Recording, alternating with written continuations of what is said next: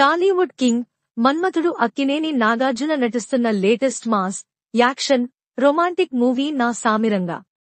మలయాళంలో super hit కొట్టిన Porinju Mariam Jose మూవీకి రీమేక్ గా నా సామిరంగా సినిమాను నిర్మిస్తున్నారు. ఈ సినిమాకు కొరియోగ్రాఫర్ గా పనిచేసిన విజయ్ బిన్ని తొలిసారి దర్శకత్వం వహిస్తున్నారు. ఇదిలా ఉంటే నా సామిరంగా సినిమా విడుదల నేపథ్యంలో నాగార్జున రెమ్యూనరేషన్ హాట్ టాపిక్ గా మారింది. అయితే నాగార్జున తోటి సీనియర్ హీరోలు మాత్రం భారీ మొత్తంలో పారితోషికం అందుకుంటున్నారు. మెగాస్టార్ చిరంజీవి ఒక్కో సినిమాకు 50 కోట్ల రూపాయలు రెమ్యూనరేషన్ తీసుకుంటున్నారు. నందమూరి నటసింహం బాలకృష్ణ కాస్త అటు ఇటుగా 30 కోట్ల రూపాయలు పుచ్చుకుంటున్నారు. ఇక విక్టరీ వెంకటేష్ 10 కోట్ల రూపాయలకు పైగా రెమ్యూనరేషన్ అందుకుంటున్నట్లు సమాచారం.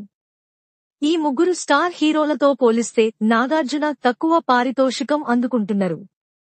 గత 2 చిత్రాలకు 6 నుంచి 8 కోట్ల రూపాయలు తీసుకున్న నాగార్జున ప్రస్తుతం 15 కోట్లకు పెంచారు. పలు తాజా నివేదికల ప్రకారం నా సామిరంగా సినిమాకు నాగార్జున 15 కోట్ల రూపాయలు, అషికా రంగనాథ్ 1.5 కోట్ల రూపాయలు, అల్లరి నరేష్ 1 కోటి రూపాయలు, మిర్నా మెనన్ 75 లక్షల రూపాయలు, రాజ్ తరుణ్ 50 లక్షల రూపాయలు, రుక్సార్ ఢిల్లో 30 లక్షల రూపాయలు, రవి వర్మ 30 లక్షల రూపాయలు పారితోషికం తీసుకున్నారని సమాచారం.